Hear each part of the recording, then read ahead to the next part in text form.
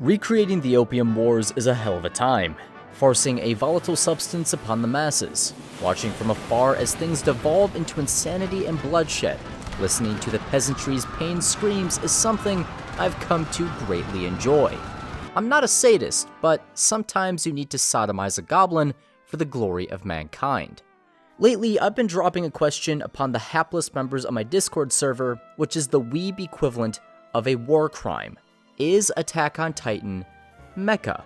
Real smooth-brained thing to ask, I know. However, the visceral, violent reaction it gets every time I drop it is fascinating to behold, and by God is it entertaining. It isn't so much everyone saying, "No it isn't, you bloody idiot," but rather a spark which ignites a holy war. There are those who are adamant it isn't, and others that assert it is. If this was a cut-and-dry conversation, something with a clear answer, surely this wouldn't be the case. The big argument used against the idea that Attack on Titan is mecha would be, well, the Titans themselves. These giant, hulking monstrosities of meat are exactly that, hulking monstrosities of meat. There's nothing mechanical about them, therefore they can't be mecha. That's fair. However, this particular notion has often made me ponder, are Evangelions mecha? For those who've seen the show, you should know what I'm getting at. In Eva, the titular machines are actually organic beings contained and controlled by machinery.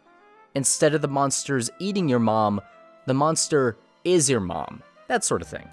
If Evangelions are considered as mecha, then why can't Titans?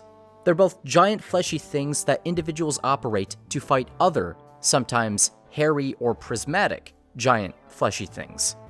The logistics aren't the same, sure, but their purpose is. Granted, I'm working under the assumption that you, dear viewer, believe Evas are in fact mecha. If you don't, then, well, I got nothing for you, Skip. That's a fight you're gonna have to handle on your own, because the dedicated Evangelion fanbase can get kinda nuts. It's a beast I gotta poke one day, just not today. Already have one broken finger, don't need another. I'm not crazy nor blind enough to notice the glaring differences between Evas and Titans. At the very least, Evangelions have mechanical bits. Though they're not robots outright, they are, at the very least, cyborgs. Titans don't have this luxury. Just look at them. This is the stage of the conversation, however, where things can get rather pedantic.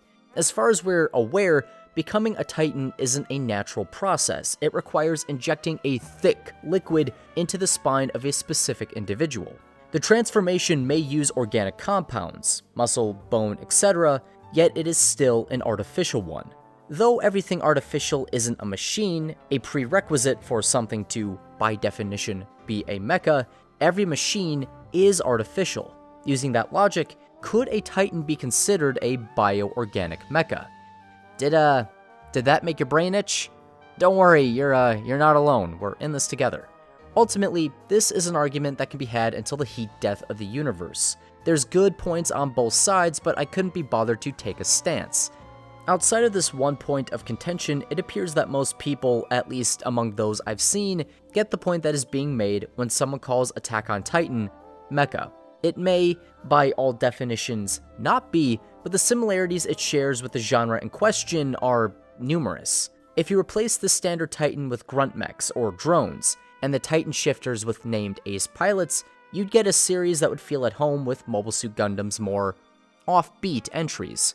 Though the themes of Attack on Titan's first half, the anime, differ from most mecha, they aren't wholly out of place. The idea that people need to overcome their fears, the walls that hold them in, is reminiscent of what's touched on by a lot of other series. Naturally, there are differences from show to show, franchise to franchise, but there are enough similarities for fans of Attack on Titan to feel comfortable with mecha as a genre. When you take a look at Attack on Titan's plot and replace Titans with mechs, you find elements in the narrative that are really common in mecha. You have a protagonist whose life has been forever changed by warfare. Upon seeing his mother get killed by the enemy, he swears vengeance, joins the military, and by sheer happenstance becomes the pilot, if you will, of a weapon that alters the course of the war. A weapon which his father, more or less, helped bring into being. bit of a trend it seems. From here, he assists those he fights for to beat back their foes, and eventually engages an opponent that leaves him conflicted. The character's otherwise unshakable resolve is tested, and the war which they devoted themselves to begins to wear them down. They lose their edge, and have a moment or two of weakness. However, said character is eventually whipped back into shape by his comrades, and finds the resolve to keep moving forward. Though the challenge ahead is greater than anything he's faced before, he presses on to face it, regardless. Though the details for Eren's arc in Attack on Titan are vastly different from the likes of Amuro, Camille, Banagher, and Shinji, there's still elements which are extremely similar. He'd probably be able to relate to those other characters, possibly bond with them, at least as far as the anime is concerned. Just gonna let that linger in the air. However, outside of just how the plot and characters develop, there is another major similarity between Attack on Titan and Mecha, perhaps the biggest one: the battles between Titan shifters. Excluding how things physically play out, for obvious reasons, these fights in terms of execution have a lot in common with duels between named characters in Mecha. The focus is less on the battle itself, though Attack on Titan does a really wondrous job at making things feel exciting, but rather everything surrounding it. The ideals of the pilots, or in this case, shifters, their relationships with the enemy, the emotions that stem from the ongoing conflict, their mental state. Basically, everything that makes moments such as this feel hype as shit. Now, this idea alone isn't the only thing Attack on Titan shares with Mecha when it comes to its fights. In fact, if that was all, it wouldn't be worth mentioning on account of other genres doing much the same thing.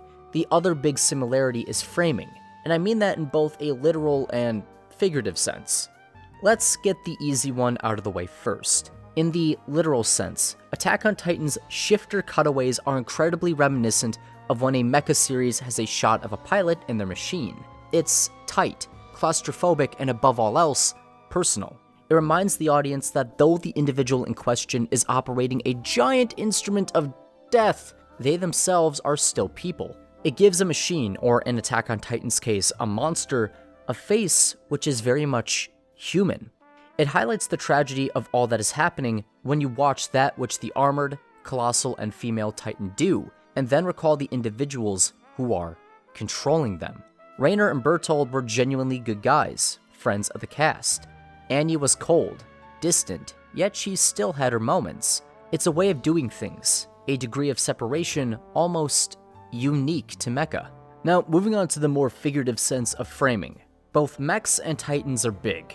Just wanted to point that out in case you didn't know. But on any more serious note, the physical size of these two entities makes the previously mentioned idea behind separation all the more pronounced and impactful. Unless they're small and more akin to scaled up power armor, both mechs and Titans come across as miniature WMDs all by their lonesome. They can level cities, kill thousands, and commit other such atrocities within a blink of an eye. They're a threat normal people by themselves cannot contend with. At best, they can use their cunning to level the playing field. At worst, only run away. As seen when Eren confronts Annie and Shiro fights Packard and 08th MS team, the level of destruction that comes with a duel between mechs or Titans can quickly get out of hand. Buildings are leveled, people are flattened, and those on the ground are virtually powerless to stop it. It makes these engagements, and in turn their pilots, so to speak, larger than life in a way which isn't wholly positive. The fights are hype as hell, however, when you stop to think about it, observe what is left in their wake, you realize the extent of what has happened. These characters, these machines, these monsters didn't just level a single city block, they destroyed several, and more than likely killed a lot of innocent people. Even if they didn't, which I'm fairly certain is the case for Shiro and Packard, the impression that they could have is still made. Having said all that, if someone was to put a gun to my head and demand an answer to whether or not Attack on Titan is mecha, I'd say it isn't, but I'd add that those who liked it would feel comfortable with the genre. There are quite a few similarities that can be observed. A fan of Attack on Titan would feel at home with something like Gundam. In fact, I'd recommend they give Zeta a watch. Would really throw them for a loop. Also, As weird as this sounds, they probably enjoy tokusatsu. You've got giant creatures attacking a city which the cast must defend, valiant heroes who face down insurmountable odds with gimmick toys, a protagonist who harnesses the power of the enemy, that sort of thing. Like Mecha, Toku can often have the whole larger-than-life idea in its fights, depending on the series, be it Ultraman, Gridman, Super Sentai, so on and so forth. Save for the fact Attack on Titan is animated, where tokusatsu is just live action, save for anime that is inspired by the genre, a whole can of worms I'm not qualified to dig into, I'd attest this series also has a lot in common with Toku. The big reason for this comes down to Mecha and Toku both having a sorta buddy-buddy relationship, especially when the mecha in question is Super Robot. They feed into one another, with ideas being reused and adapted between the genres. Eva is on a smaller scale similar to most Toku series, with an episodic villain of the week structure, yet has the more down-to-earth tone, the detail commonly found with real robot mecha, at least until the very end where things get crazy. The two genres may not be the same, yet their roots are similar. Their audiences overlap. By definition, the Titans in Attack on Titan are probably not mecha. It's up for debate, as I have found, but that doesn't matter if you consider the series an offbeat amalgamation of tokusatsu and mecha. The Titans themselves and the series' initial premise would fall more in line with Toku. Monsters attack a city. Hero channels the power of said monsters to fight them. Yet the details of the setting itself, the story structure, world building, and themes fall more in line with mecha. This, however, isn't to say Attack on Titan is ripping these genres off. Not by a long shot. The creator's origin story behind his work is a testament to that. There may have been some inspiration, sure, but that's common for a lot of pieces of media, Star Wars being a prime example. George Lucas drew inspiration from westerns, samurai films, sci-fi serials, and you can see their influence dotted throughout his work. By identifying the series which possibly inspired something you enjoy, or something which simply shares similarities, you can branch out and expand your horizons, discover something new which you would have otherwise missed out on. It's this reason in particular that I came across Kamen Rider, a series I've just scratched the surface of, but enjoy quite a bit. Now that I think about it, if tokusatsu has to be live action, does that mean the Attack on Titan movie is actually Toku? Are the porn parodies? What the fuck am I even saying anymore? Alright, goodbye everybody.